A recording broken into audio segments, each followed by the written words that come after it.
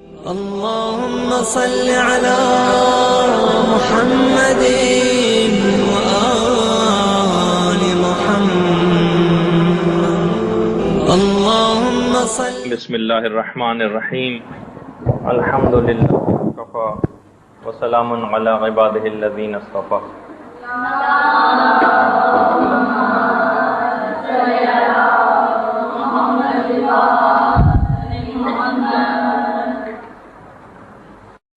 موت اور اس کی تفصیلات پر ہماری گفتگو جاری تھی، اور العدیلہ عند الموت وہاں تک بات پہنچی تھی. لیکن اس سے پہلے چند تمہیدی جملے جو ہم ہر دفعہ ذکر کرتے ہیں. اب آپ اس بات سے اندازہ لگائیے کہ جب ائمہ معصومین علیہم السلام، اللہم صلی علی محمد وعلی محمد،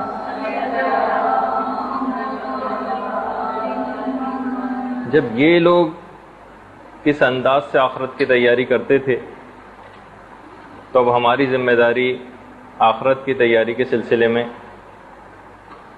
کتنی بہتر ہونی چاہیے.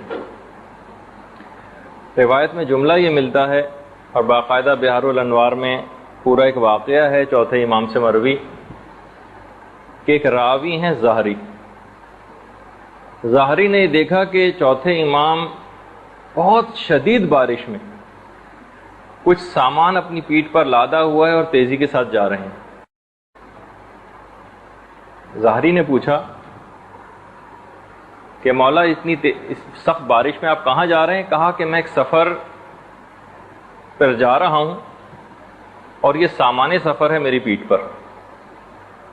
چند دن بعد ظاہری کی دوبارہ ملاقات ہوئی امام سے. وہ حیران رہ گیا کہ مولا آپ کو تو سفر کے اوپر جانا تھا، آپ تو سفر پہ جا رہے تھے کہ آپ سفر پہ نہیں گئے؟ امام نے کہا ظاہری تم نے سمجھا ہی نہیں کہ میں کس سفر کی بات کر رہا تھا. میں اس وقت سفر آخرت کی تیاری کر رہا تھا، اور وہ پیٹھ پہ جو میرا سامان تھا وہ زاد راہ تھا کہ جو میں آخرت کے لیے بھیج رہا تھا. تو آپ نے اس بات سے بھی اندازہ لگایا کہ ائمہ معصومین علیہم السلام کس طرح سے، جبکہ روایت کے اندر جملہ یہ کہ شدید ترین بارش ہو رہی تھی. ابھی 2-3 ہفتے پہلے جو بارش ہوئی تھی آپ نے دیکھا تھا کہ یہاں پر، بہرحال موجودہ زمانے میں تو خیر صورتحال ہو بھی جاتی ہے کہ انسان نہیں پہنچ پاتا، لیکن ائمہ اس بات کی بھی پرواہ نہیں کرتے تھے کہ بس صرف موسم کی وجہ سے، یا جیسے میں نے زیارت کے سلسلے میں امام خمینی کی ایک مثال دی تھی کہ شدید ترین برف باری ہو رہی تھی، لیکن اس کے باوجود بھی زری تک خود چل کر جاتے تھے اپنے گھر سے، جبکہ تھوڑا سا فاصلہ بھی تھا. تو بہرحال ان تمام افراد کو اپنے اس سفر آخرت کی طرف بہت زیادہ متوجہ ہونے کی وجہ سے ہم کو اتنی ان میں تیز رفتاری نظر آتی تھی. چوتھے امام تو اپنی ہر بیماری میں وصیت کرتے تھے، جب بھی کبھی بیمار ہوتے تھے فوراً وصیت کرتے تھے، اور جب بیماری سے صحتیاب ہو جاتے تھے تو اس وصیت کے اوپر عمل درآمد کرواتے تھے. ہم تو یہ سوچتے ہیں کہ کوئی بہت ہی بڑی ہمیں بیماری لاحق ہو جائے جس میں ڈاکٹر بالکل جواب دے جائیں، شاید اس وقت وصیت کرنے کا مرحلہ آئے گا. نہیں، امام ہر بیماری میں وصیت کرتے تھے، اور اس کے باوجود عبادات کا یہ عالم تھا کہ چوتھے امام کا ایک لقب ذو الصفنات بھی ہے. اس زال واو الف لام سے فے نون الف تے، ذو الصفنات. پانچویں امام یہ بات بیان فرماتے ہیں کہ میرے والد گرامی کثرت سجدہ کے باعث تمام اعضاء سجدہ پر گٹے پڑ جاتے تھے، جن کو سال میں 2 مرتبہ کٹوایا کرتے تھے. امام کی عبادت کو دیکھیے. اور امام کی جو سیرت میں ہمیں ملتا ہے کہ جب بھی کبھی کسی سائل کو دیکھ لیتے تھے تو اس سائل کو دیکھ کر بہت خوش ہوتے تھے. سائل کو دیکھ کر، آواز اس میں غائب ہو گئی ہے،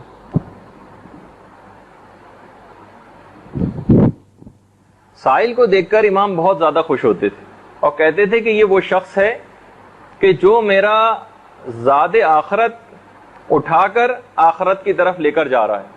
ہمیں تو ایسا لگتا ہے اگر کوئی ہم سے مانگنے آ جائے کبھی تو ہمیں تو ایسا لگتا ہے کہ گویا ایک بہت بڑی مصیبت ہماری طرف چلی آ رہی ہے۔ امام ہمیشہ سائل کو دیکھ کر بہت زیادہ خوش ہوا کرتے تھے، اور ائمہ معصومین کی جو سیرت جس پہ ہمیں پیروی بھی کرنی چاہیے کہ موت ان کے لیے کوئی بھی ایسا بڑا مسئلہ نہیں تھی، خالی صرف اپنے لیے نہیں کہتے تھے وہ، بلکہ ائمہ کی جب ہم سیرت بھی دیکھتے ہیں، وہ جو بہت واقعہ مشہور ہے کہ چوتھے امام کے گھر میں ایک دفعہ دعوت تھی، کچھ لوگ آئے ہوئے تھے، اور جو غلام تھا، ملازم تھا، وہ کچھ سیخیں جس کے اندر کباب لگے ہوئے تھے تیزی سے سیڑھیاں چڑھتا ہوا اوپر جا رہا تھا۔ امام کے ایک چھوٹے صاحبزادے نیچے کھڑے ہوئے تھے، تو وہ اس طریقے سے اس کے ہاتھ سے وہ سلاخیں گریں جو سیدھی اس کے سر پہ جا کے لگیں، ضرب اتنی شدید تھی کہ بچے کا وہیں انتقال ہو گیا۔ غلام بے انتہا گھبرایا، بے انتہا پریشان ہوا، امام کے پاس آیا، تھر تھر کانپ رہا تھا۔ امام نے کہا بالکل گھبرانے کی ضرورت نہیں ہے، تم سے کوئی جان بوجھ کر یہ عمل نہیں ہوا ہے، بلکہ جاؤ میں تم کو آزاد بھی کرتا ہوں۔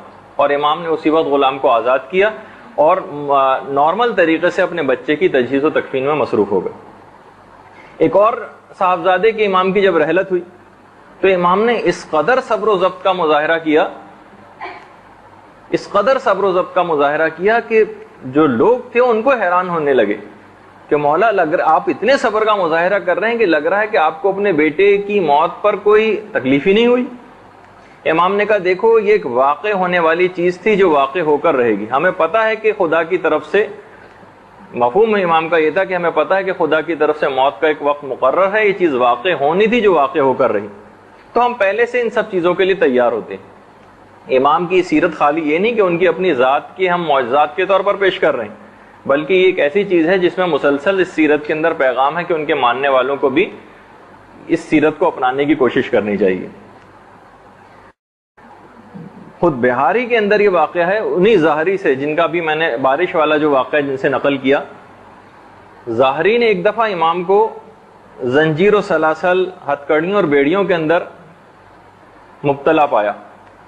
امام کی سیرت میں آپ کو اکثر ملتا ہے واقعات کے اندر کہ امام کے اوپر جو مظالم ہوئے اور کس طرح سے قید کیے جاتے تھے، اور بڑے افسوس کا اظہار کیا ان ہتھ کڑیوں اور بیڑیوں پر۔ امام نے کہا نہیں ہے ظاہری، تمہیں زیادہ پریشان ہونے کی ضرورت نہیں ہے، ہمیں ان ہتھ کڑیوں اور بیڑیوں کی وجہ سے آخرت کے عذاب کو ہم یاد کرتے ہیں، یہ آخرت کے عذابوں کی یاد دہانی ہمیں ہوتی ہے تاکہ ہم مزید عمل کے اندر رغبت کریں، تو زیادہ پریشان مت ہو ان سب چیزوں سے۔ اور ائمہ کی تو یہ سیرت ملتی ہے کہ خود چوتھے امام کے متعلق یہ ملتا ہے کہ اکثر لوگوں کو باقاعدہ جب زیادہ دنیاوی امور کے اندر مصروف دیکھتے تھے تو فوراً ان کو متنبع کرتے تھے، آخرت کی طرف متوجہ کرتے تھے۔ حسن بصری مسلمان صوفیہ میں سے گزرے ہیں، حسن بصری، سفیان ثوری، مسلمان صوفیہ میں ان کا بہت بڑا نام ہے، البتہ بہرحال دشمنی اہل بیت ان لوگوں کے اندر پائی جاتی تھی۔ احتجاج تبرسی میں بھی ہے واقعہ، مناقب کے اندر بھی واقعہ ہے کہ حسن بصری کو ایک دفعہ چوتھے امام نے دیکھا کہ خانہ کعبہ میں مقام ابراہیم کے پاس کھڑے ہو کر اور لوگوں کو کچھ باتیں سنا رہے ہیں، کچھ قصے سنا رہے ہیں۔ امام سے برداشت نہیں ہوا، امام فوراً حسن بصری کے پاس تشریف لے گئے، حسن بصری کے پاس امام تشریف لے گئے اور اس سے کہنے لگے کہ اے حسن، کیا تم نے اپنے آپ کو موت کے لیے مکمل طور پہ تیار کر لیا ہے؟ دیکھیے بالکل براہ راست اس طریقے سے امام نے ان سے بات کرنا شروع کی۔ حسن بصری نے کہا کہ نہیں مولا، نہیں۔ کہا کہ کیا تم نے اپنے آپ کو حساب کتاب کے لیے تیار کر لیا ہے؟ حسن بصری پریشان ہو گئے، کہا کہ نہیں، جس طرح کے انسان گڑبڑا جاتا ہے۔ کہا کہ حسن بصری تم نے کیا دارالعمل کی تیاری کر لی؟ کہا کہ نہیں مولا۔ کہا کہ پھر تم لوگوں کو یہ عام دنیاوی قصے سنا کر کیوں عبادت خدا سے روکے ہوئے اور ان کو طواف نہیں کرنے دیتے؟ تو اب اس کے بعد خیر بس امام نے اس طرف متوجہ کیا اور پھر اس کے بعد اپنی عبادت میں مشغول ہو گئے۔ حسن بصری نے فوراً لوگوں سے پوچھا کہ یہ کون تھے؟ لوگوں نے کہا کہ تم کو پتہ نہیں، یہ علی ابن الحسین امام زین العابدین علیہ الصلوۃ والسلام۔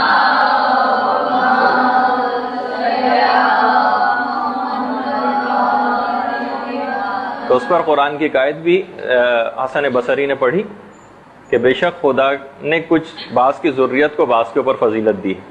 تو بہرحال ائمہ کی آپ نے سیرت دیکھی کہ ہر موقع پر آخرت اور موت کو یاد دلانا یہ ائمہ کی سیرت میں ہم کو ملتا ہے. ایک بہت بڑے عالم گزرے ہیں آخوند حمدانی. آخوند حمدانی ان کے ایک شاگرد سے کسی نے پوچھا, ان کے ایک شاگرد تھے شیخ زاہد, ان سے کسی نے پوچھا کہ آپ کے استاد آپ کی اخلاقی تربیت کس طرح سے کرتے ہیں, کیا ان کا اسٹائل کیا ہے؟ تو ان کے شاگرد نے بات بتائی. اس زمانے میں بڑے عرفا میں سے ان کا شمار ہوتا تھا آخوند حمدانی کا. ان کے شاگرد نے کہا کہ یہ فقط اور فقط تذکرہ موت کے ذریعے ہماری تربیت کرتے ہیں.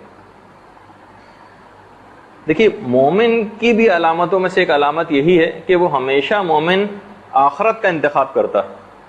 وہ واقعہ سنا ہوا ہے نا آپ نے جو ابو بصیر کا تھا. ابو بصیر نابینا تھے, چھٹے امام کے صحابی تھے, نابینا تھے. کہنے لگے کہ مولا میری بڑی شدید خواہش ہے کہ میں آپ کے چہرہ انور کی زیارت کر سکوں. اتنے قریبی صحابی اور امام کے چہرے کی زیارت بھی نہ کر سکے تھے. امام نے آنکھوں پر ہاتھ پھیرا اور جب امام نے آنکھوں پہ ہاتھ پھیرا ان کی بینائی واپس آ گئی. امام نے کہا کہ اے ابو بصیر اس بینائی کے ساتھ اگر تم یہ چاہتے ہو کہ قیامت کے دن ہمارا تم کو جوار نصیب ہو اور تم بلا حساب جنت کے اندر چلے جاؤ تو تم کو پرانی حالت پہ واپس جانا پڑے گا. اور اگر عام لوگوں کی طرح حساب کتاب دینا چاہتے ہو تو ٹھیک ہے, پھر آنکھوں والے بن کر رہو اس دنیا میں. ابو بصیر نے کہا مولا میں نے آخرت کو چنا ہے, مجھے آپ پہلی والی حالت پہ واپس لے جائیے. تو اس واقعے سے بھی اندازہ ہوا اور اس کے بعد پھر ابو بصیر دوبارہ نابینا ہو گئے.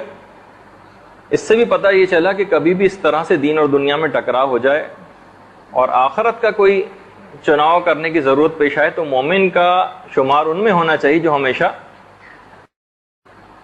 آخرت کو یاد رکھتے ہیں. قصص العلماء میں شیخ مہدی کا ایک واقعہ ملتا ہے. ایک بہت بڑے عالم گزرے ہیں کہ خوف آخرت سے اتنا گریا کرتے تھے اور ان کی جو تفصیل ملتی ہے کہ وہ اپنے نوکروں کو اپنے گھر والوں کو لے کر اکثر ویرانوں کی طرف جاتے تھے اور وہاں جا کر ان سے کہتے تھے کہ میرے چہرے کے پاس آگ کو لے کر آؤ, آگ. اور پھر جب وہ آگ ان کے چہرے کے پاس آتی تھی تو روتے ہوئے کہتے تھے کہ یہ تیرا نازک سا جسم جو اس دنیاوی آگ کو برداشت نہیں کر سکتا یا خدا کے غضب کی آگ کو آخرت میں کس طرح سے برداشت کرے گا. اور خالی ہم علماء کی بات نہیں بتا رہے, یہ خوف آخرت یہ انبیاء کے اندر جس اعتبار سے تھا کہ جن کی جنت بھی یقینی تھی, جن کو اپنے مقامات بھی پتہ تھے, لیکن اس کے باوجود خوف آخرت جو انبیاء کی تاریخ میں ملتا بھی ہے. لعالی الاخبار کتاب کے اندر باقاعدہ ایک واقعہ ہے, العدت الدائی کے اندر بھی یہ واقعہ ہے. حضرت یحییٰ کو بچپن ہی سے علم و حکمت عطا ہوا تھا, آپ سب لوگوں کے علم میں بھی ہے. اور اس کے بعد جب اپنے گھر والوں کے ساتھ بیت المقدس تشریف لائے تو انہوں نے مسجد میں لوگوں کو دیکھا کہ وہ اعتکاف کے اندر بیٹھے ہوئے. بہت چھوٹے تھے یحییٰ اس وقت, بالکل بچے. ماں سے آ کے کہنے لگے کہ مادر گرامی میرا دل چاہتا ہے کہ میں مسجد میں اعتکاف میں بیٹھوں. انہوں نے کہا جب تمہارے والد گرامی تشریف لے آئیں تو تم ان سے اجازت لے لینا, اس کے بعد جا کر بیٹھ جانا. جب والد آئے تو اپنی درخواست والد کے سامنے رکھی. والد نے کہا کہ بیٹا تم بہت چھوٹے ہو, تم ابھی بہت چھوٹے ہو. بس یہ سننا تھا کہ یحییٰ نے کہا کہ بابا کتنے ہی مجھ سے چھوٹے چھوٹے بچے ایسے تھے جو موت کی آغوش میں چلے گئے, میں بھی ایک دن مر جاؤں گا. اور اس طرح سے اپنے باپ کو تیار کیا. خوف خدا سے روتے روتے روایت کے اندر ملتا ہے کہ حضرت یحییٰ کے جو آنکھوں کے گوشے تھے اور کنارے تھے شدید زخمی ہو گئے تھے, بلکہ اس کے اندر گڑھے پڑ گئے تھے جس میں ان کی والدہ کپڑے کو گیلا کر کے رکھا کرتی تھی. اور وہ واقعہ بھی ہم کو ملتا ہے. یہ سب دیکھیے بہت سارے ایسے عالم آخرت سے متعلق واقعات سنانے کا مقصد ہے کہ ہم متنبع ہوں, ان تمام معلومات کو, ان تمام طریقہ کار کو آپ کے سامنے پیش کرنا اور آپ کے سامنے اس کو جمع کر کے عمل کے لیے پیش کرنے کی وجہ سے یہ ساری زحمت جو ہے اٹھائی جا رہی ہے. اور یہ اس وجہ سے شروع میں ہم تمہیدی گفتگو کرتے ہیں تاکہ ان چیزوں کی اہمیت کا آپ کو اندازہ ہو. مرزا محمد شیرازی بہت ہی مشہور مراجع میں سے گزرے ہیں. سامرہ میں بہت شدید بیمار پڑ گئے تھے اور اتنے شدید بیمار ہوئے اور ظاہر مرجع وقت تھے. بڑے بڑے نجف اور کربلا کے علماء ان کے لیے شفا کی دعائیں کر رہے تھے ذریعے ائمہ معصومین کے اوپر جا کر. جو لوگ ان کے پاس موجود تھے وہ ان کو دلاسا دینے کے لیے، ان کے عیادت کے لیے جو آ رہے تھے، وہ کہہ رہے تھے کہ آقا آپ فکر مند نہ ہوں، بہت بڑے بڑے علماء ذریعے امام کے پاس مستقل مصروف ہیں آپ کے لیے شفا کی دعا کرنے میں. ایک جملہ کہا مرزا محمد شیرازی نے، اے وہ خدا جس کی حکمت وسائل کو رد نہیں کرتی، اے وہ خدا جس کی حکمت وسائل کو رد نہیں کرتی. جب تک اس کی حکمت موجود رہتی ہے وہ چیز بھی موجود رہتی ہے، اور جب حکمت کے تقاضے پورے ہو جاتے ہیں تو خدا اس چیز کو اٹھا لیتا. اور کہنے لگے کہ لوگ میری شفا کی دعا کر رہے ہیں اور میری روح خدا سے یہ دعا کر رہی ہے کہ میں کب تک اس جسم کے پنجرے میں قید رہوں گی. یعنی جب مرنا ہی ہے، جب ہر شخص کو مرنا ہے. مرزا محمد شیرازی جتنے بھی ان کی عمر تھی اس وقت 80-90 سال، کتنے دن اور زندہ رہ جاتے. یعنی اگر ہم کبھی کسی کے لیے شفا کی دعا کرتے بھی ہیں تو چلے کچھ مدت اس کی بڑھ جائے گی، ہزاروں سال تو اس کی زندگی نہیں ہو جائے گی نا، جو کہ خدا کی مصلحت کے بھی خلاف ہے. تو انہوں نے کہا کہ بہرحال جب حکمت کے تقاضے پورے ہو جاتے ہیں اور جب وقت کسی کا آ جاتا ہے تو پھر اس کا رہنے کا جواز ختم ہو جاتا ہے. خود میری اپنی روح جسم سے یہ کہہ رہی ہے پروردگار میں کب تک اس جسم کے پنجرے میں قید رہوں گی. جب مرنا ہی ہے تو کیا اچھا نہیں ہے کہ شروع سے ان تمام چیزوں کی تیاری کی جائے. محقق طبرسی جن کی تفسیر مجموع البیان ہے، انہوں نے باقاعدہ مجموع البیان میں ایک عجیب جملہ لکھا ہے. فرماتے ہیں مرنے میں تو مزہ ہی کچھ اور ہے. یہ جملہ ہے مرحوم طبرسی کا. علامہ طبرسی کا ایک واقعہ کہ انہوں نے یہ تفسیر مجموع البیان کس طرح سے لکھی تھی، یہ میں نے ایک دفعہ آپ کی خدمت میں پیش کیا تھا، بہت سینئر کلاس جو ہے آپ کی، لیکن کیونکہ اس وقت زیادہ لوگ بیٹھے ہیں اس کو دوہرا دینے میں کوئی اتنا مذائقہ نہیں ہے. علامہ طبرسی ایک دفعہ اتنے شدید بیمار ہو گئے کہ بالکل کوما میں چلے گئے. اس زمانے میں ایسے وسائل دستیاب نہیں تھے کہ لوگ پتہ چلاتے کہ یہ زندہ ہیں یا انتقال کر گئے. ان کو مردہ سمجھ کے دفن کر دیا گیا، زندہ دفن کر دیا گیا. تھوڑی دیر میں جب قبر کے اندر یہ دفن رہے، جب آکسیجن کم ہونے لگی تو اب ایک دم سے ان کو ہوش آنے لگا. جب دیکھا تو فوراً لیٹے لیٹے یہ بات سمجھ گئے کہ اب لوگوں نے غلطی سے مجھے زندہ دفن کر دیا. اسی وقت لیٹے لیٹے انہوں نے خدا سے نظر مانی، پروردگارہ میں نظر کرتا ہوں اللہ کا نام لے کر کہ اگر میں یہاں سے بخیریت سلامت نکل گیا تو میں ایک تفسیر قرآن لکھوں گا. بس یہ نظر مانی انہوں نے. اسی وقت ایک کفن چور وہاں پر آ گیا. اس نے، کیونکہ اچھا کفن جتنا تازہ نکال لیا جائے اتنا زیادہ بکتا ہے، اس نے کھودنا شروع کیا. جیسے اس کا ہاتھ اندر آیا مرحوم طبرسی نے فوراً اس کا ہاتھ پکڑ لیا. اب وہ بہت زیادہ رویا، چلایا، پریشان ہوا، بے انتہا ڈر گیا، لیکن انہوں نے اس کا ہاتھ نہیں چھوڑا اور کہا کہ، اور بہت مشکل سے اس کو اس بات پہ قائل کیا اور سمجھایا کہ دیکھو مجھے لوگوں نے یہاں غلطی سے دفن کر دیا ہے، اگر تم نے مجھ کو یہاں سے نجات دلائی تو میں تم کو بہت زیادہ مال و اکرام دوں گا. بہرحال وہ اس کی سمجھ میں آ گئی بات، اس کو یقین دہانی کرائی، پھر اس کا ہاتھ چھوڑا. اس نے پھر دوبارہ قبر کو کھودا، ان کو اپنی پیٹھ پر لادا کیونکہ ویسے تو شدید بیمار تھے. پھر علامہ طبرسی گھر پر آئے. پھر کچھ عرصے میں صحتیاب ہونے کے بعد انہوں نے تفسیر مجموع البیان لکھی.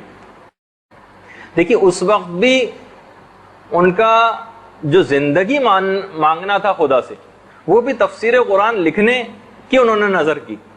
تو ہر وقت علماء کو بھی فقط خوف آخرت ایک رہتا ہے. کبھی بھی اگر ہم اپنی لمبی زندگی کی دعا بھی کریں تو صرف یہی نہیں کہ ہم ایک مزید بالکل ایک ریلیکس لائف گزاریں، اسی طریقے سے مثلا ٹی وی دیکھتے رہیں، اسی طریقے سے پھر دوبارہ عیاشیوں کے اندر مصروف ہو جائیں. نہیں، بالکل ایک آخرت کا ایک خاص ٹارگٹ بنانا ہے اور اس کے مطابق جو ہے ہم کو کام کرنا ہے. اچھا، ایک اور بھی ڈرنے کی یوں بھی موت سے اتنی بڑی وجہ نہیں ہے. ایک ضرب المثل بہت مشہور ہے کہ البلیۃ اذا امت توبت، کہ جب مصیبت بہت عام ہو جاتی ہے نا تو وہ بہت خوشگوار ہو جاتی ہے.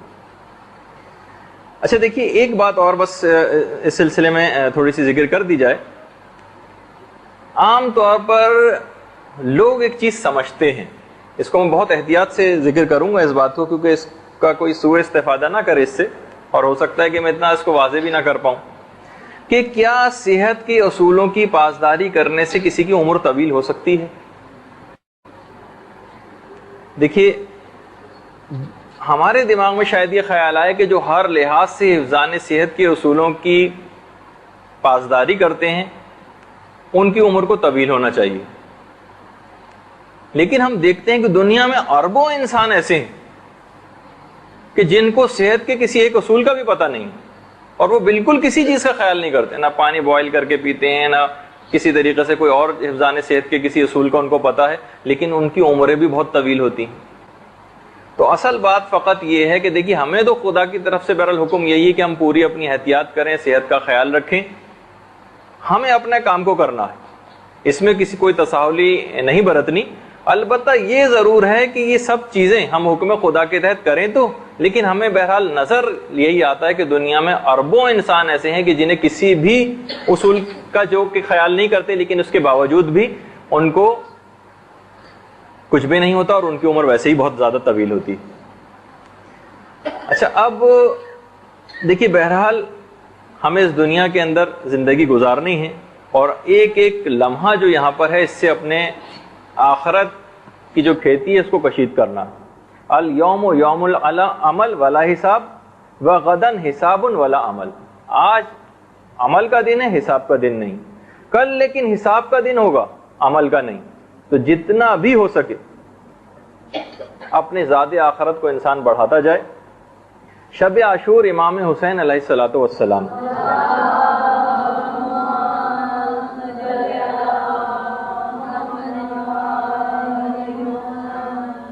حضرت زینب صلوات اللہ علیہ کے پاس آئے،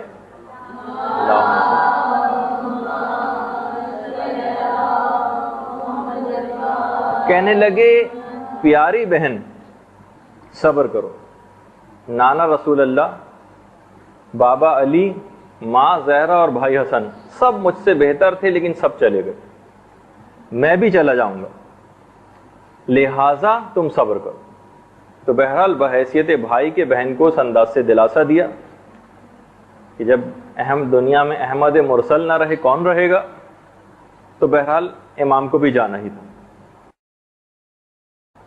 اور شب عاشور مولا کا یہ جملہ بھی فرماتے ہیں کہ آیا موت کے سوا میرے پاس کیا کوئی ایسی چیز باقی رہ گئی ہے کہ جس سے میں خدا سے کیے گئے وعدے کو پورا کر سکوں؟ فقط موت اب ایک ایسی چیز رہ گئی جس سے میں اپنے وعدے کو پورا کر سکتا ہوں۔ ہم نے اس دنیا کے اندر ہم نے کوئی ایسا شخص نہیں دیکھا سوائے ایک شخص کے کہ جس کو اور جس کی اولاد کو موت سے محبت تھی، ورنہ خود حضرت عیسیٰ جیسا نبی جب ملک الموت ان کے پاس آیا تھا تو وہ پریشان ہو گئے تھے اور کہا تھا کہ معبود، اس تلخی کے لیے تو نے مجھ کو کیوں چھوڑ دیا؟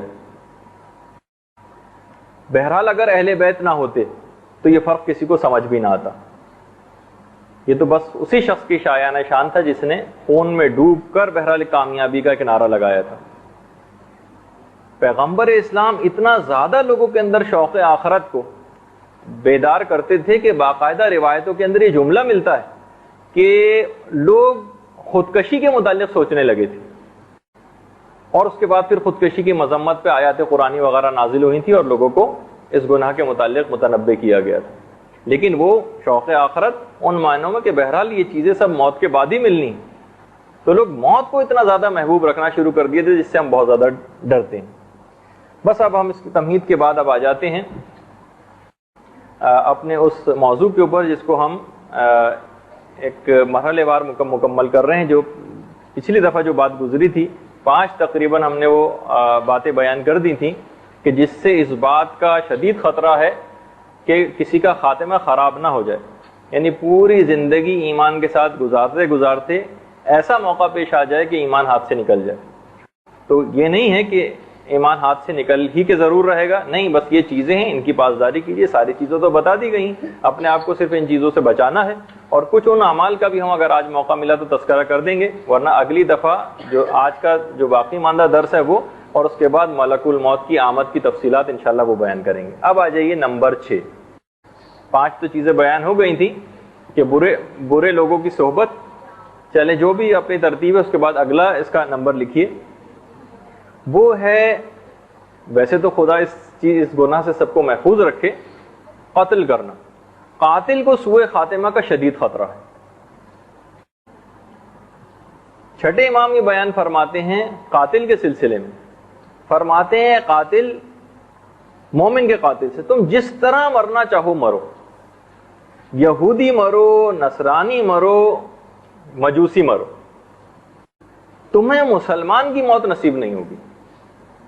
قتل کرنا اتنا بڑا اور شدید گناہ، اور باقاعدہ عقاب الاعمال میں شیخ صدوق نے تو بڑی سخت اس سلسلے میں روایت لکھی ہے کہ کئی سو مرتبہ صرف ایک قتل کی وجہ سے جہنم کے اندر بھی اس شخص کو قتل کیا جائے گا.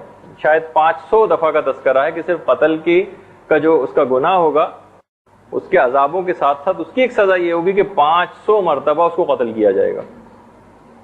اور نمبر 7 جو میرے اعتبار سے ہے، اب آپ لوگ اپنا نمبر اس کو دیکھیے گا جو بھی، وہ ہے گناہوں کے اعتبار سے بلا وجہ اپنے شوہر سے طلاق لینے والی عورت. جو عورت، یہ روایت میں جملہ ہے کہ جو بغیر کسی ویلڈ ریزن کے اپنے شوہر سے طلاق لیتی، خلا لیتی، خدا، تمام پیغمبر، تمام فرشتے اور تمام لوگوں کی لعنت اس کے اوپر ہوتی. اور یہ جملہ ہے کہ ملک الموت اس کے پاس آ کر کہتے ہیں کہ تجھ کو جہنم کی بشارت ہو. قیامت کے دن اس سے کہا جائے گا کہ جہنمیوں کے ساتھ تم بھی جہنم کے اندر داخل ہو جاؤ. خبردار، اللہ رسول بغیر حق طلاق لینے والی عورت سے بیزار ہے. نیز اللہ اور اس کا رسول اس شخص سے بھی بیزار ہیں جو اپنی بیوی کو اتنی اذیت پہنچائے کہ جس پہ وہ خلا لینے کے اوپر مجبور ہو جائے. لیکن بہرحال روایت میں اندر ایسی عورت کی جو بغیر کسی ویلڈ ریزن کے اپنے شوہر سے طلاق مانگے اور یہ اسی حالت میں مر جائے، اس کے لیے جملہ ہے روایت کے اندر کہ شوہر کی رضامندی کے بغیر اگر وہ مر گئی تو اس کا حشر منافقین کے ساتھ جہنم کے سب سے نچلے طبقے میں ہوگا. یہ ایک اور ایسا گناہ ہے کہ جس کے متعلق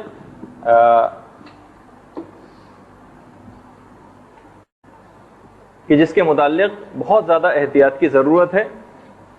اچھا، اس کے بعد 8ویں چیز وہ ہے کہ جس کے اوپر ہم زیادہ گفتگو نہیں کریں گے، وہ اس کا کتابچہ بھی موجود ہے یہاں پر اور تفصیلات سے آپ اکثر آگاہ ہوتی رہتی ہیں. وہ ہے سوء خاتمہ کے سبب غرور و تکبر. غرور و تکبر کرنے والا ہمارے سامنے مثال شیطان کی ہے کہ وہ صرف اور صرف اس وجہ سے راندہ درگاہ الہی ہوا تھا اور صرف اسی وجہ سے اس کا خاتمہ خراب ہوا. دنیا کی محبت یہ بھی بہرحال سوء خاتمہ کا ایک سبب ہے، جس کی بہت بڑی مثال اس بلا میں باور کی ہم بار بار دیتے ہیں.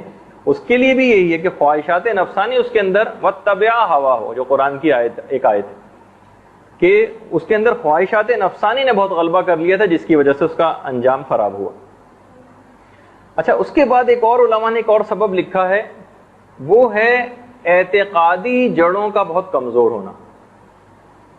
یہ بھی اس کی ایک سبب اور وجہ بنتی.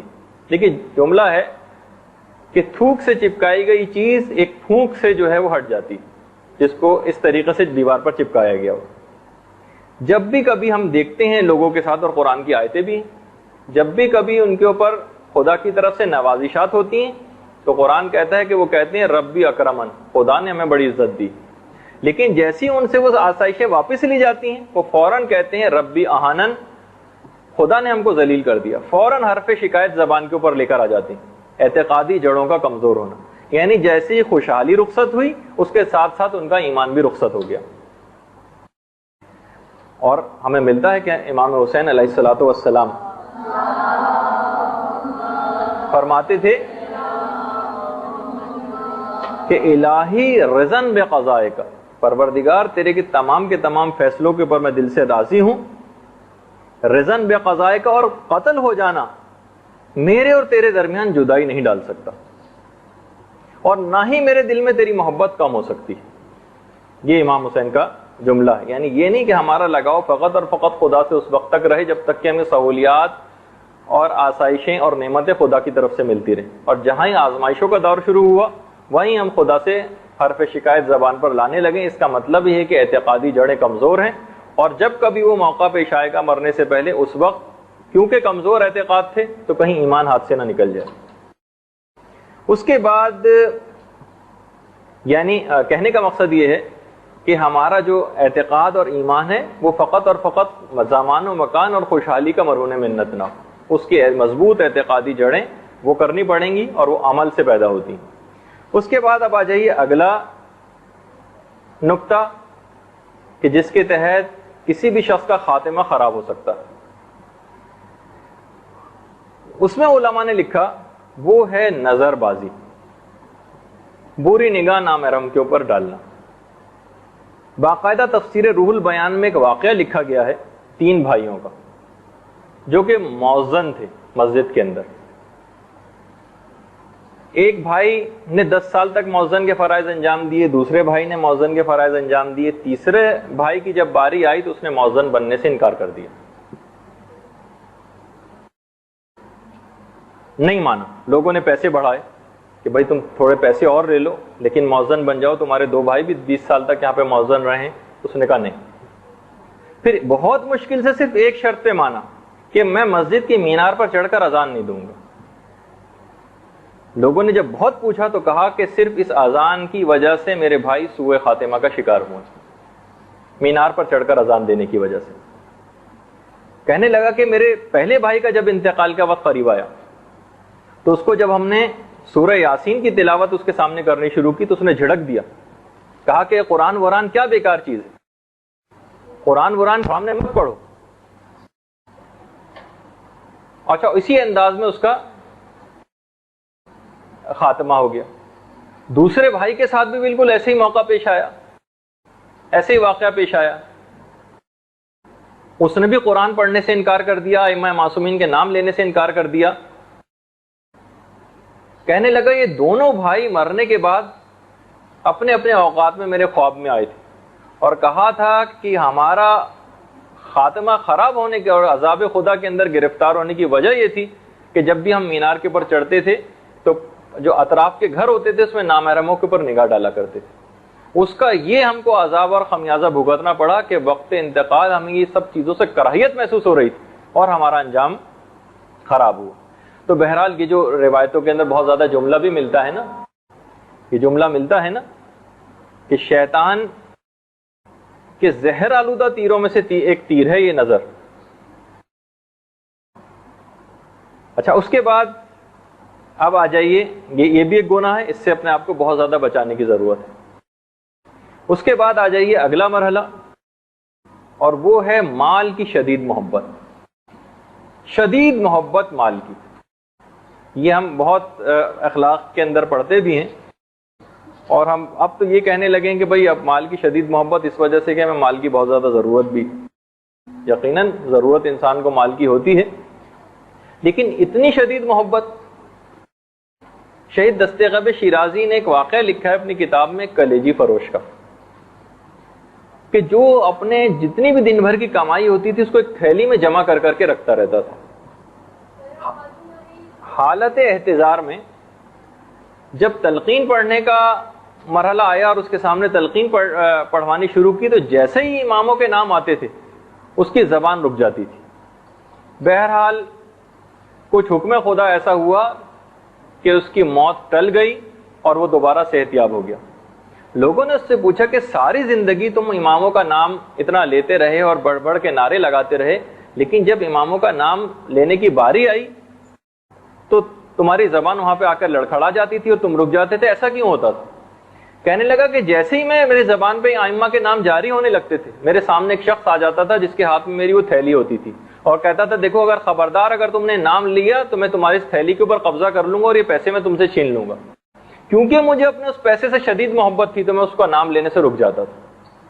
یہ ایک ایسی چیز ہے کہ بہرحال دنیا کی شدید محبت یہ ایک ایسی چیز ہے کہ یہ وقت اس سے اگر بہت زیادہ دلی طور پر لگاؤ رکھا تو یہ وقت احتضار جتنا پیسہ بڑھتا چلا جائے گا اتنا ہی اچھا. یہ ہر شخص کے مطابق ریلیٹو بھی ہے, جس کی جتنی حیثیت ہے اس کے مطابق اس کو اتنے ہی مال جو اس کے پاس ہے اس سے شدید محبت ہوتی. تو بہرحال اس کی محبت کو کم کرنے کے کچھ طریقے بھی ہیں. بہرحال اس کے اندر سے ایک سب سے آسان طریقہ تو یہ ہے کہ خدا کی مخلوق کے اوپر اس پیسے کو زیادہ سے زیادہ خرچ کیا جائے. تو بہرحال تقریباً 11 یا 12 یہ موقع ہوئے. اب آ جائیے اگلا، شراب. بصرے کی ایک عورت کا واقعہ بہت مشہور ہے، آپ لوگوں میں سے اکثر ذاکرات مجالس میں پڑھتی بھی ہیں. ام خالد کا واقعہ کہ مدینے وہ آتی ہیں چھٹے امام کے پاس اور آ کر اجازت طلب کرتی ہیں کہ میں دل کی ایک مریضہ ہوں اور مجھ کو کسی طبیب نے مشورہ دیا ہے کہ میں اگر شراب پی لوں تو اس مرض کا علاج ہو سکتا ہے. امام نے کہا کہ اے ام خالد، اگر تم نے شراب پی، چاہے اس طبیب کے کہنے پر ہی کیوں نہ صحیح، تو تم کو وقت نزا سخت تکلیف کا سامنا کرنا پڑے گا. اچھا، دل کے امراض میں تو اب تو ایک اسباب میں سے ایک ہے شراب پینا، بلکہ میڈیکل کے طور پہ اور پریسیپیٹیٹ کرے گی وہ اس مرض کو حالت مرض میں اگر وہ شراب پی جائے. تو ام خالد بہرحال پھر اس سے رک گئیں. ام خالد نے یہی کہا کہ قیامت کے دن اگر مجھ سے پوچھا گیا کہ تم نے شراب کیوں پی تو میں کہوں گی کہ میرے آقا و مولا نے مجھے اس کی اجازت دی تھی. امام نے کہا نہیں اے ام خالد، اگر تم نے شراب پی تو وقت نزا سخت تکلیف کا سامنا کرنا پڑے گا.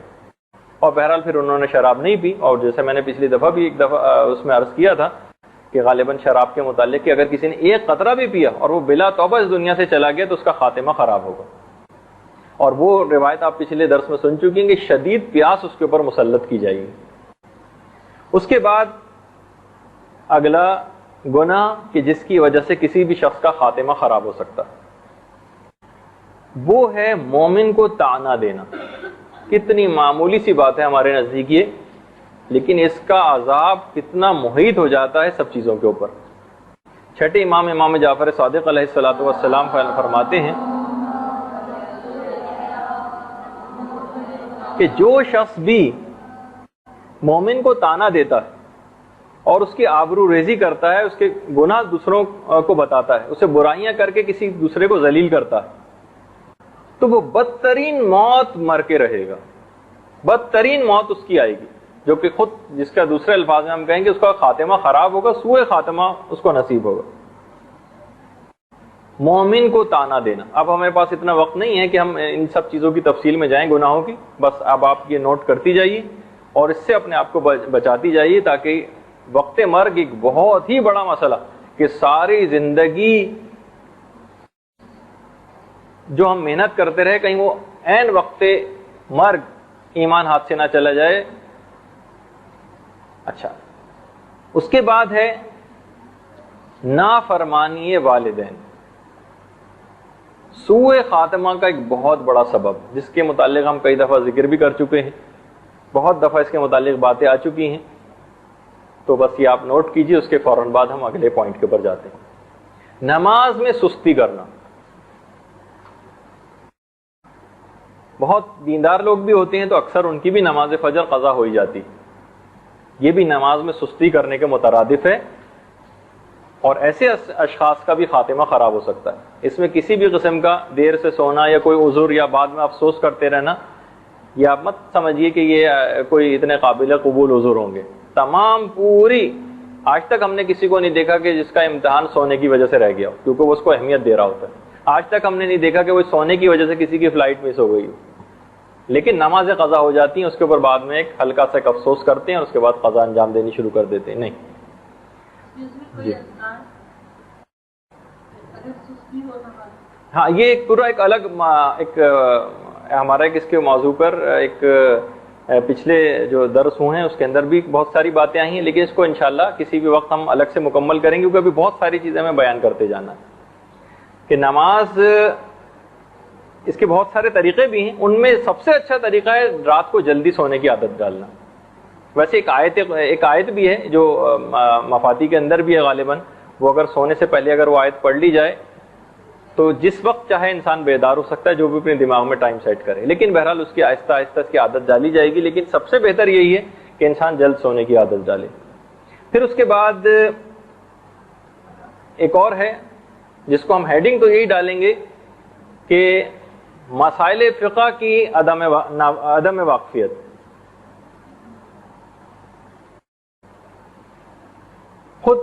مولا امیر المومنین علیہ الصلوۃ والسلام سے بھی مروی روایت ہے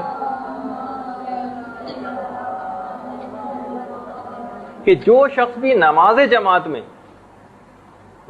جماعت میں حمد اور سورہ پڑھے گا خود، حالانکہ خاموش کھڑے رہ کے سننا ہوتا، خود اگر کسی نے نماز جماعت کے اندر حمد اور سورہ پڑھا تو وہ بے دین محشور کیا جائے گا، یعنی اس کے اندر بھی سوء خاتمہ ہی کی بات ہے۔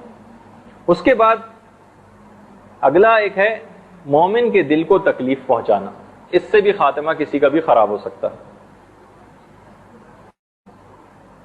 اس کے بعد اگلا گناہ، بس اس کو جلدی سے ترتیب وار لکھتی جائیے، انشاءاللہ ہم اس کو جلدی ختم کر دیں گے۔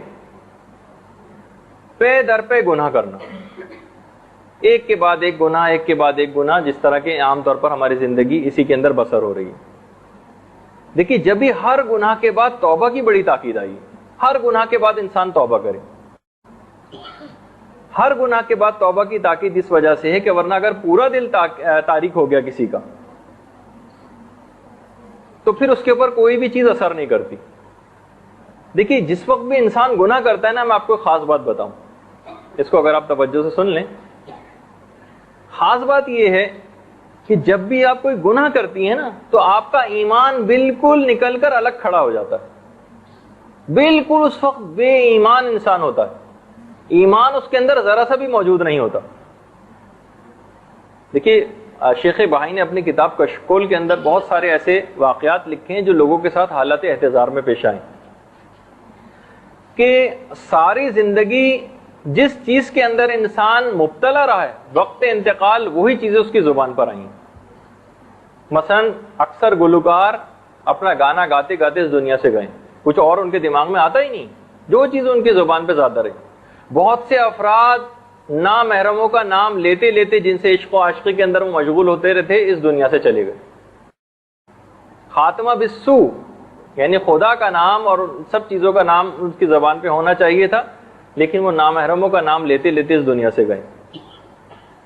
اس کے علاوہ وہ جو آپ واقعہ ملتا بھی ہے وہ آپ بلکہ پڑھ لیجئے گا، شیخ عباس قمی کی حمام منجاب کا راستہ، اس کے اندر پورا ایک واقعہ ہے کہ کس طریقے سے اس کی زبان پر صرف وقت انتقال وہی چیز آ رہی تھی۔ اسی اعتبار سے وہ بھی روایتوں میں ہے کہ اگر کوئی شخص جان بوجھ کر رمضان کا روزہ نہ رکھے عمدن تو وہ بالکل ایمان سے خارج ہو جاتا ہے، یعنی اس پورے وقت میں جب تک وہ روزے کا وقت رہے گا ایمان اس سے بالکل الگ ہو جائے گا۔ اسی طریقے سے رسول کی وہ حدیث ہے بڑی مشہور کہ کوئی بھی شخص جس وقت چوری کرتا ہے اس وقت وہ مومن نہیں ہوتا، جس وقت زانی زنا کرتا ہے ایمان بالکل نکل کے الگ کھڑا ہو جاتا ہے۔ تو اس سے بھی اندازہ یہ لگائیے کہ جس وقت بھی ہم گناہوں کے اندر مبتلا رہیں گے تو ایمان بالکل باہر ہو جائے گا ہم سے، اور اس خدا نہ خواستہ اس موقع پر اگر موت آ گئی تو بلا ایمان اس دنیا سے جائیں گے۔ اسی وجہ سے بہت زیادہ اس بات کی تاکید ہے کہ ٹھیک ہے گناہ آپ سے ہوتے رہیں گے لیکن فوراً ہی توبہ واجب فوری، فوراً توبہ کر کے اس گناہ کو مٹائیے کہ اگر اس گناہ کی حالت برقرار رہی تو ایمان تو اس وقت باہر نکلا کھڑا ہوگا۔ بلکہ بہت سی روایتوں میں ہے کہ ایک مومن کے ساتھ بہت یہ ہوتا ہے کہ دن میں کئی مرتبہ ایمان اس کے جسم سے نکلتا ہے اور باہر جاتا رہتا ہے، اور پھر جب وہ اطاعت خدا کی طرف آتا ہے تو ایمان پھر اس کے اندر آ جاتا ہے۔ تو ایسے موقع پر خدا نہ خواستہ موت نہ آ جائے کہ جس وقت ہم گناہ کی حالت میں ہوں، کوئی ایسا پروگرام اٹینڈ کر رہے ہوں، کوئی فلم دیکھ رہے ہوں، کوئی فلاں چیز کر رہے ہوں، کوئی گناہ کر رہے ہوں، کسی محفل کے اندر ایسے بیٹھے ہوئے ہوں کہ اس وقت ایمان ہمارے جسم سے نکل کر باہر ہوگا، اور اس وقت اگر موت آ گئی تو سوء خاتمہ کا شدید خطرہ۔ اچھا دیکھیے اسی توبہ کا جو فائدہ یہ کہ فوراً توبہ کرنے سے ایمان دوبارہ ہمارے جسم کے اندر داخل ہو جاتا ہے۔ جب بھی شیطان کی پوری کوشش یہ ہوتی ہے کہ توبہ آپ سے بھلائے رکھے۔ جب بھی چھٹے امام یہ بات بہت زیادہ بیان کرتے تھے کہ نیک عمل آپ جتنا بھی کرتے رہیں، اصرار گناہ کے ساتھ کوئی نیک عمل قبول نہ کیا جائے گا۔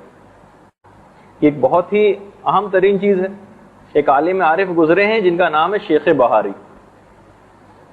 شیخ بہاری نے پورا ایک واقعہ لکھا ہے اپنی کتاب کے اندر حضرت موسیٰ اور خضر کے حوالے سے، کہ حضرت خضر سے یہ پوچھا گیا کہ آخر آپ کو یہ حضرت موسیٰ کی استادی کا یہ شرف کیسے حاصل ہو، یعنی کہ نبی خدا کی رہنمائی کرنے کا شرف۔ حضرت خضر نے ایک جواب دیا. حضرت خضر ایک مرد صالح ہونے کے باوجود ایک نبی خدا کی رہنمائی کا کام. پوچھا گیا کہ آپ کو آخر یہ مقام اور مرتبہ کیسے ملا؟ تو صرف ایک جملہ حضرت خضر نے کہا، بترک المعصیہ، گناہوں کے ترک کرنے کی وجہ سے فقط. تو اس کو ہمیں اپنے اندر سے نکالنا پڑے گا.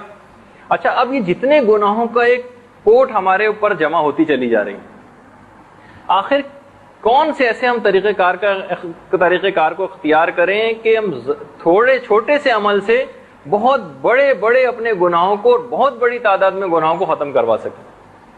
دیکھیے، یہ جو استغفار ہے، استغفار کے متعلق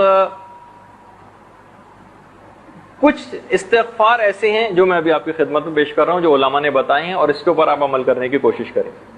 یہ جو ہمارے ہزاروں، لاکھوں، کروڑوں گناہ ہیں، اسی استغفار کے نتیجے میں معاف ہو سکتے ہیں، اور خود بخود معاف ہوتے رہیں گے اگر آپ ان کے اوپر عمل کرتی رہیں.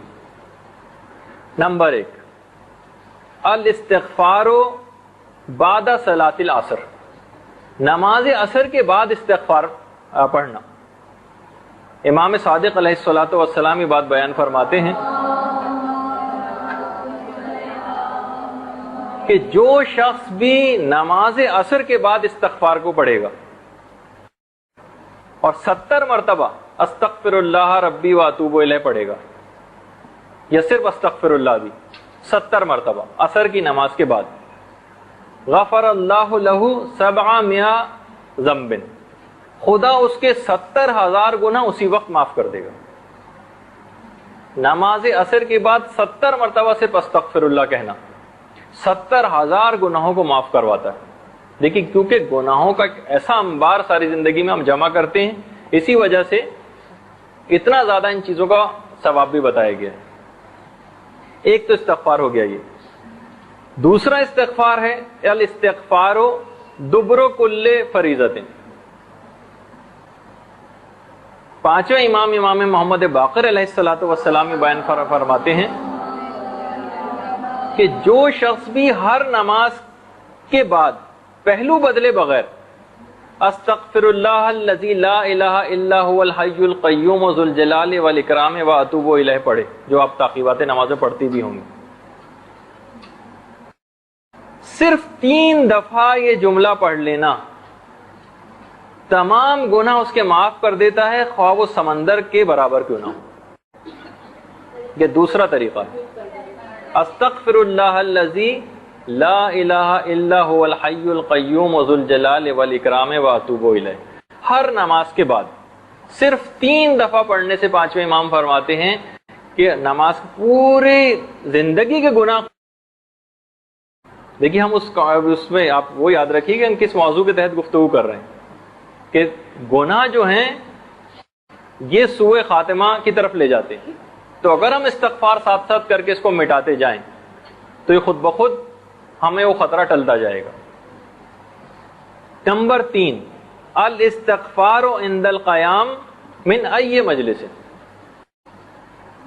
چھٹے امام یہ بات بیان فرماتے ہیں کہ پیغمبر اسلام جب بھی کسی محفل سے اٹھتے تھے اس وقت تک نہیں اٹھتے تھے جب تک کہ 25 مرتبہ استغفر اللہ نہ پڑھ دیں. 25 مرتبہ پیغمبر اسلام استغفار پڑھتے تھے، اس کے بعد کسی بھی مجلس سے اٹھتے تھے. کسی بھی جگہ سیٹنگ ہم کہیں گئے ہوئے ہیں، کیونکہ اس دوران جتنے بھی ظاہر ہے کہ زیادہ تر گناہ اس وقت ہی ہوتے ہیں کہ جب ہم لوگوں کے ساتھ مجالست کر رہے ہوتے ہیں. پیغمبر اسلام کی سیرت یہ تھی کہ 25 مرتبہ کم سے کم اٹھنے سے پہلے ضرور استغفر اللہ پڑھتے تھے. نمبر 4، الاستغفار 100 مرہ عند النوم. سوتے وقت 100 مرتبہ استغفار پڑھنا. چھٹے امام یہ بیان فرماتے ہیں کہ اگر کوئی شخص سوتے وقت 100 مرتبہ استغفار پڑھ لے گا تو جس وقت وہ جاگے گا اس کے ذمے ایک گناہ بھی باقی نہ ہوگا. ایک گناہ بھی اس کے ذمے باقی نہ ہوگا. اور اس کے بعد ایک اور استغفار ہے جس کا تو ذکر قرآن کے اندر آیا ہے، الاستغفار فی السحر. صبح سویرے استغفار کرنا. والمستغفرین بالاسحار یا وبالاسحار هم یستغفرون. سورہ زاریات کے اندر جو ہے ایسے لوگوں کی بہت تعریف بیان کی گئی ہے جو صبح کے وقت استغفار کرتے ہیں، سحر کے وقت. اچھا، ایک دفعہ میں نے بہت پہلے ذکر کیا تھا کہ سحر کا یہ جو سحر خیزی اور سحر کا جو وقت ہے وہ اصل میں نماز فجر سے تقریباً 1 گھنٹے پہلے کا ہے، یعنی جس کو صحیح وقت سحر کہا جائے گا، جس کے اندر عبادتیں انجام دینی ہوتی. تو یہ کچھ ایسے استغفار ہیں کہ جس سے خود بخود آپ کے گناہ جھڑتے رہتے ہیں. اس کے علاوہ ایک استغفار اور ہے، دیکھیے استغفار کی شکلیں ہیں. یہ جتنی آپ نمازیں یومیہ پڑھتی ہیں خود استغفار. روایت میں کہ جو روزانہ 5 مرتبہ دن میں نہائے اور غسل کرے، کیا اس کے جسم پر کبھی کوئی کدورت اور گندگی اور میل باقی رہے گا؟ نہیں. اسی طریقے سے روحانی گندگی اور نجاستیں یہ خود بخود اگر ہم اچھے طریقے سے نماز پڑھیں اور اس کی محافظت کریں تو یہ خود بخود ہمارے ذمے جو گناہ ہوں سب معاف ہوتے رہیں گے. اسی اعتبار سے ایک اور استغفار ہے، وہ ہے نماز جمعہ. روایتوں میں ہے کہ ایک جمعہ پڑھنے کے بعد اگلے جمعہ تک، یعنی جو آپ نے پچھلا جمعہ پڑھا ہے اس سے اگلے جمعے تک جتنے بھی گناہ ہوں گے وہ سب کے سب معاف ہوتے رہتے ہیں جمعے کی نماز صرف پڑھنے کی وجہ سے. اور یہی روایات غسل جمعہ کے لیے بھی آئیں کہ غسل جمعہ انتہائی اہم ترین مستحب معتبر غسلوں میں سے ایک ہے. اس کے علاوہ جتنی بھی نیکیاں ہیں سب استغفار ہیں. یہ خوب نیکیاں کرتی جائیے، خوب استغفار، خود بخود استغفار ہوتا رہے گا. ان الحسنات یذھبن السیئات، بے شک نیکیاں گناہوں کو کھا جاتی ہیں. تو جتنے بھی آپ نیکیاں کرتی چلی جائیں گی خود بخود گناہ ختم ہوتے چلے جائیں گے.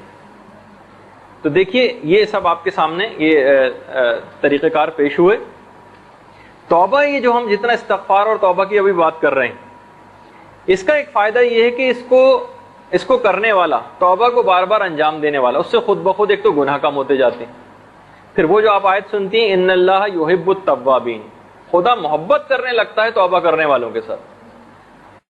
کلکم خطاؤن وخیر الخطائین التوابون، بے شک سارے کے سارے لوگ خطا کار ہیں لیکن خدا کے نزدیک بہترین خطا کار وہ ہے جو سب سے زیادہ توبہ کرنے والا ہے. تو جب آپ خدا کی محب بن جائیں گی تو ایسا شخص جسے خدا محبوب رکھنے لگے توبہ کرنے کی وجہ سے، اس کا خاتمہ کبھی بھی خراب نہیں ہو سکتا. تو حسن خاتمہ کی اس کے اندر بشارت ہے توبہ کے اندر. تو جب بھی بار بار توبہ استغفار کتنا زیادہ اس کا تذکرہ آیا ہے. اور یہ خود بخود آپ دیکھیں گے کہ صرف یہ فقط بہت سے لوگ کہتے ہیں بھائی یہ صرف تسبیحاں پڑھتے رہنا استغفار کی خالص سے کچھ نہیں ہوگا. کرتا کوئی اگر صرف فقط یہ بھی رہے لیکن اس کی مداومت کرے، ہمیشہ یہ کرتا رہے، تو ایک وقت ایسا ضرور آئے گا کہ وہ تمام گناہوں سے بری ہو جائے گا. اب آ جائیے ہم کچھ ان اعمال کا تذکرہ شروع کر دیں. یہ تو تھے سوء خاتمہ کی طرف لے جانے والے اعمال. کچھ اعمال ایسے ہیں جو خود بخود حسن خاتمہ کی طرف کھینچ کے لے جاتے ہیں. ایمان چاہے ساری زندگی ہو سکتا ہے کہ کچھ گناہوں کے ساتھ بسر ہوئی ہو، لیکن حسن خاتمہ، وقت مرگ ایمان کے اوپر ہمارا خاتمہ ہو جائے، کچھ براہ راست ایسے اعمال ہیں وہ آپ کی خدمت میں پیش کر دیے جائیں. نمبر 1، المحافظۃ علی اوقات الصلاۃ، نمازوں کو ان کے اول اوقات میں ادا کرنا. یہ ایک ایسی چیز ہے کہ اگر کوئی شخص بھی نمازوں کو ان کے اول اوقات میں ادا کرے تو ملک الموت مومن کے پاس آنے کے بعد جو سب سے پہلا کام کرتا ہے وہ یہ کہ شیطان کو اس سے دفع کر دیتا. شیطان موجود ہی نہیں رہ پائے گا. یہ ملک الموت کی ذمہ داریوں میں سے قرار پا جاتی ہے کہ مومن کے پاس سے شیطان کو ہٹا دے. جو شخص بھی نمازوں کو ان کے اول اوقات میں ادا کرتا. دیکھیے یہ جو آپ آیت پڑھتی ہیں نا، اس کی تفسیر میں چھٹے امام نے بات بیان فرمائی.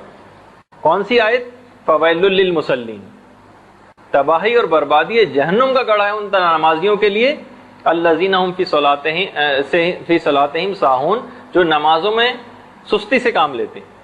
چھٹے امام نے کہا کہ اس سستی سے مراد یہ ہے تاخیر الصلاۃ عن اول وقتها لغیر عذر، بلا کسی ویلڈ ریزن کے نماز میں ٹال مٹول کرنا. ابھی پڑھ لیتے ہیں، 1 گھنٹے بعد، 2 گھنٹے بعد، دیر کرتے جائیں. پڑھ لیتے ہیں وقت کے اندر لیکن دیر سے پڑھتے ہیں. امام نے کہا بلا عذر،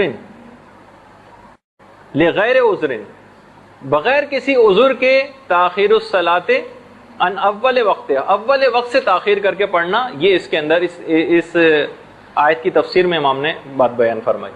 دیکھیے ایک اور بھی بات ہے کہ اصل میں یہ جو نمازوں کو اول وقت پہ ادا کرنا جو ہے نا، یہ تعظیم حق مولا ہے، یہ انتہائی ادب اور شدت شوق و محبت کی علامت ہے پروردگار سے جو شخص بھی اول وقت میں نماز پڑھتا ہے،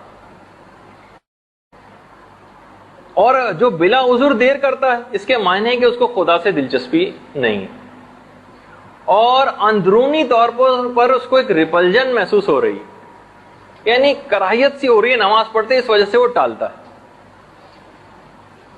تو بہرحال یہ جو آپ قرآن کی آیت بھی پڑھتی ہیں، یا ایھا الذین آمنوا لا تلھکم اموالکم ولا اولادکم، بہرحال مال اور اولاد کے اندر مشغول ہو کر ذکر خدا سے غافل ہو جانا، اس کی بڑی جاب کی وجہ سے، ملازمت کی وجہ سے، ان تمام چیزوں کی وجہ سے اپنے آپ کو پیچھے کرتے چلے جانا اور نماز کو ٹالتے جانا، یہ بہرحال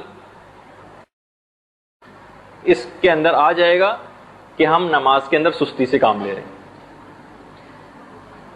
اور یہ بھی اماموں نے بہت زیادہ اس بات کی تاکید فرمائی کہ ہمارے شیوعوں کو کچھ خاص اوقات میں آزماؤ، اس میں ایک ہے نمازوں کے اوقات میں ان کو آزماؤ، جتنی وہ نمازوں کی محافظت کرتے ہیں اس سے پتہ چلے گا کہ کتنے پائے کے شیعہ ہیں۔ تو پہلی چیز یہ ہوئی نمازوں کو ان کے اول اوقات میں ادا کرنا، یہ خود بخود حسن خاتمہ کی طرف لے جائے گا کیونکہ شیطان کو دور کر دیا جائے گا آپ سے۔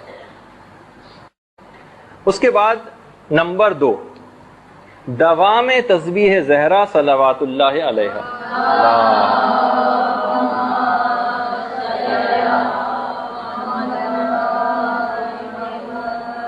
چھٹے امام یہ بات بیان فرماتے ہیں کہ سوائے شقی کے تسبیح فاطمۃ الزہرا پڑھنے کو کوئی شخص ترک نہیں کرتا، اس التزام کو سوائے شقی کے کوئی ترک ہی نہیں کرتا ہے۔ تو خدا کا شکر کہ بہرحال یہ چیز مومنین کے اندر رائج ہے، اور یہ بھی فرمایا کہ اس کو پڑھنے والا ہمیشہ سعید رہے گا، سعید، سعادت یافتہ، حسن خاتمہ کی بشارت ہے اس کے اندر۔ تسبیح حضرت زہرا کو پڑھنے والا، اس کا خاتمہ بالکل ٹھیک اور بخیر ہوگا۔ نمبر 3، التختم بالعقیق، عقیق کی انگوٹھی پہننا۔ عقیق کے اندر تو واقعی ایسے فضائل اور برکات ہیں کہ دنیا اور آخرت کی گویا ہر چیز کے اوپر اس کے اثرات ہیں۔ دنیا کے اثرات جو روایات کے اندر مذکور ہیں، ایک تو فقر و فاقہ سے وہ شخص محفوظ رہتا ہے، دوسری بات یہ کہ یہ بہت مبارک ثابت ہوتا ہے، تیسری چیز یہ کہ اس سے غم و حزن، جو بھی شخص اس کو پہنتا ہے اس کو غم و حزن اور ڈپریشن سے وہ محفوظ رہے گا، ہر قسم کی بلاؤں سے بھی محفوظ رہے گا، اور جس شخص سے بھی اس کو خوف محسوس ہوگا اس سے وہ امان میں رہے گا، سوائے خیر کے وہ کوئی چیز نہ دیکھے گا، اور ہر سفر میں بھی امان میں رہے گا۔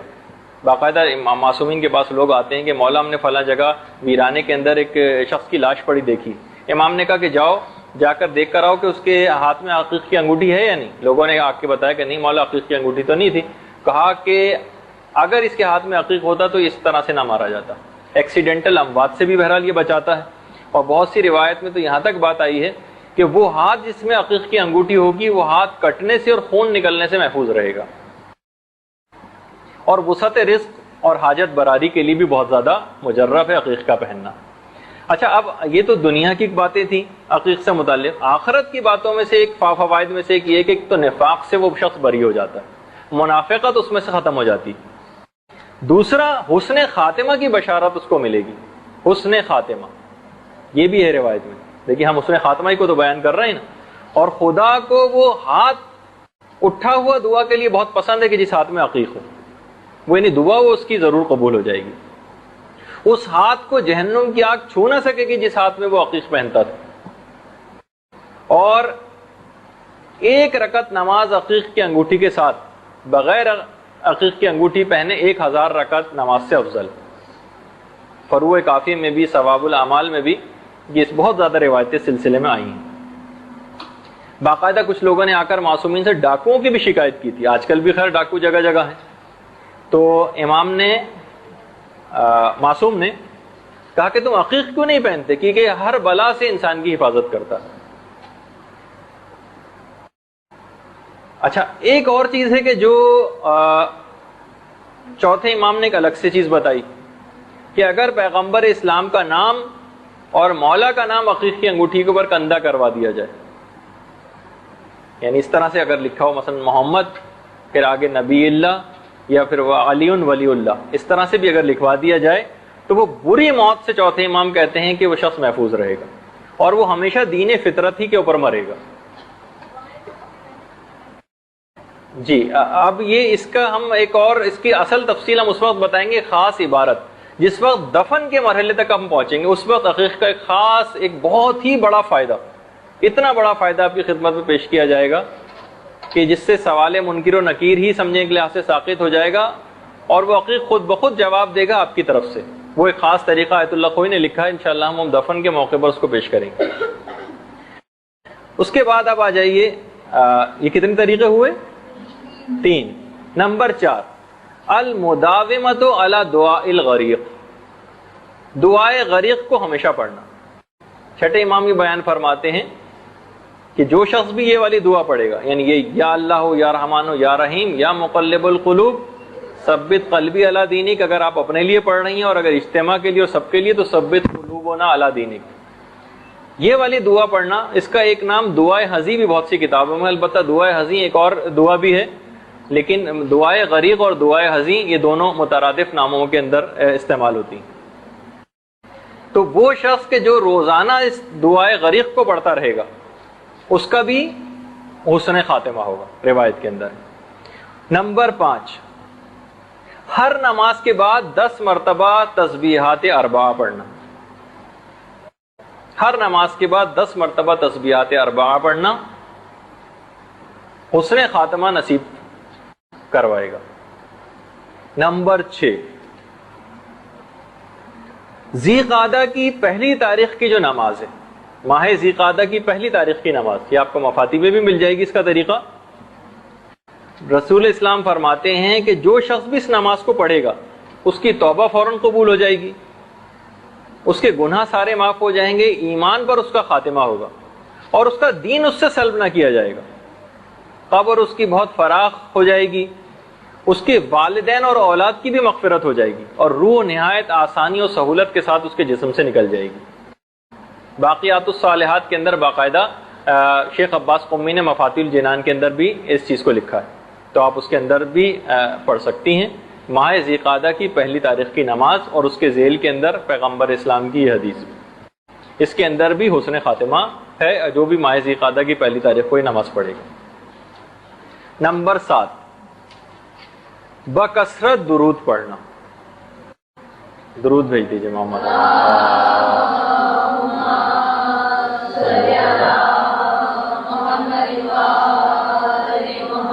وہ واقعہ یاد کیجیے جب ہم نے حج کے سلسلے کا ایک بیان کیا تھا کہ جو ہر شخص جس میں سے وہ شخص ہر وقت درود ہی پڑھتا رہتا تھا، اس کے اندر بھی یہ بات آئی تھی کہ اس کا خاتمہ خراب ہو رہا تھا اس کے باپ کا، لیکن پیغمبر اسلام کی آواز آئی تھی کہ تو ہر وقت ہم پر درود پڑھتا تھا کثرت سے، آج اس کی جزا کا وقت آ گیا۔ تو بہرحال اس کے اندر بھی یعنی عین اس وقت کہ جب اس کا خاتمہ خراب ہونے والا تھا وہ اس کا خاتمہ بالخیر ہو گیا کثرت درود پڑھنے کی وجہ سے۔ اس کے بعد نمبر 8 ہے ایمان موجودہ پر شکر کرنا۔ ہم نے کبھی اس چیز کی اہمیت کا احساس ہی نہیں کیا کہ کتنی بڑی یہ دولت ایمان بغیر کسی کچھ ہاتھ پاؤں ہلائے ہمیں ایسے ہی مل گئی۔ ایمان موجودہ پر شکر کرنا، اور لا ان شکرتم لازیدنکم، جو شخص بھی شکر کرے گا ہم اس میں اضافہ کر دیں گے، نعمت میں اضافہ، یعنی ایمان موجودہ پر جب شکر ہوگا تو خود بخود شکر کرنے کی وجہ سے ایمان میں اضافہ ہوگا، جب ایمان میں اضافہ ہوگا تو پھر حسن خاتمہ خود بخود ہی ہوگا، کیونکہ وقت مرگ جب اضافہ شدہ ایمان ہے وہ ہاتھ سے نہیں لیا جائے گا۔ اور اس کے بعد نمبر 9 وہ مشہور جو کہ دعا کے طور پر بھی ہے اور قرآن کی آیت بھی ہے، اس کو پڑھنے والا شخص ربنا لا تزغ قلوبنا بعد اذ ہدیتنا وہب لنا من لدنک رحمہ انک انت الوہاب۔ ربنا لا تزغ قلوبنا بعد اذ ہدیتنا، پروردگار ہدایت آنے کے بعد میرے دل کو نہ پھیر دینا۔ یہ قرآن کی آیت ہے باقاعدہ۔ دیکھیے یہاں بھی اس کے اندر ایک جملہ آیا ہے وہب لنا، ہمیں تو اپنی طرف سے یہ تحفہ دینا، وہب لنا۔ دیکھیے جو بھی یہ لامحدود جنت ہے نا، یہ ہمارے 50-60 سال کی زندگی کے محدود ریاضیات کا بدلہ تو نہیں بن سکتی. بہت ہوا تو ہمارا استحقاق اتنا بننا چاہیے تھا کہ بس 50-60 سال کی جنت ہی ہم کو مل جاتی. تو اس جو چند سال آپ نے انجام دی ہیں، لامحدود جنت کا استحقاق تو پیدا نہیں ہوتا. تو اب یہ جو بہرحال جب استحقاق پیدا نہیں ہوتا تو پروردگار کی طرف سے جو لافانی جنت ہے، یہ سوائے ہبہ کے اور تحفے کے کچھ اور نہیں. جب ہی اس کے اندر اس کا جملے کا یہ بھی بات آئی ہے ہبہ. دیکھیے ہبہ جو ہبہ ہے نا، یہ بدون معاوضہ ہوتا ہے، جس میں واہب اپنے جو تحفہ دے رہا ہے وہ اپنے غیر متناہی کرم سے جتنا چاہے دے دے، اس پہ کوئی روک ٹوک نہیں. اور پھر آخر میں یہ بھی کہا انکا انت الوہاب. آخر تم کو یہ ہبہ مانگنے کا حق کہاں سے پیدا ہوا؟ اس وجہ سے پیدا ہوا کہ ہم وہاب ہیں، ہم بڑے سخی داتا اور بخشش کرنے والے ہیں، اس وجہ سے تم کو یہ حق پیدا ہوا. تو بہرحال پروردگار سے اپنے ایمان کی سلامتی کی دعائیں مانگنا، اور اس کے اندر یہ والی دعا پڑھنا ربنا لا تزغ قلوبنا، یہ حسن خاتمہ کی طرف انسان کو لے جاتی. 9 چیزیں ہوئیں. 10ویں چیز، اب ہم بہت تیزی کے ساتھ اس کو بس مکمل کرتے جا رہے ہیں. 10ویں چیز ہے سورہ محمد کی تلاوت کرنا. درود بھیج دیجیے محمد اللہ.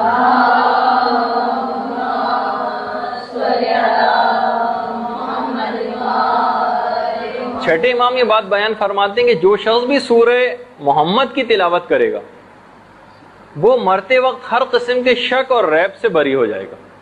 یعنی شکوک و شبہات کی دنیا سے وہ شخص نکل جائے گا اور بالکل حالت یقین میں اس کا خاتمہ ہوگا، اور مرتے وقت وہ شخص کفر اور شرک سے محفوظ ہو جائے گا. یہ ایک چیز ہے تلاوت سورہ محمد. اس کے علاوہ جو 11ویں چیز ہے وہ ہے تلاوت سورہ ہمزہ. ویل لکل ہمزۃ لمزہ. چھٹے امام یہ بات بیان فرماتے ہیں کہ جو شخص بھی اپنی واجب نمازوں میں سورہ ہمزہ پڑھے گا، فقر و فاقہ اس سے دور ہو جائے گا، رزق اور روزی کے دروازے اس کے لیے کھل جائیں گے. وَيَدْفَعُ عَنْهُ مَيْتَةِ السُّوءِ، بری موت اس سے دور ہو جائے گی. سوء خاتمہ سے تو وہ شخص محفوظ ہو جائے گا. نماز واجب میں سورہ ہمزہ کی تلاوت کرنا. عام طور پر جو مشہور سورہ ہیں وہ تو پڑھے جاتے ہیں، انا انزلنا وغیرہ، لیکن یہ جو سورے دیگر ہیں یہ بھی ضرور پڑھے جائیں کیونکہ ان کے کچھ الگ فائدے ہیں. نہیں، انا انزلنا کو ترک کر دیجئے اور اس کی جگہ یہ والا سورہ پڑھیں. یعنی ہمیشہ ایسا نہیں کریں، یعنی انا انزلنا کا ثواب بھی بہت زیادہ ہے، لیکن مختلف الگ الگ جو سورے بتائے گئے ہیں اس کے اندر ان سوروں کو پڑھنا. تو آج کی حد تک گفتگو یہاں پر روکتے ہیں. صلی اللہ علی محمد وآلہ الطیبین الطاہرین. اللجن اللجن یا مولا اللجن اللجن اللجن اللجن اللجن اللجن اللجن اللجن یا صاحب السماء اللجن اللجن اللجن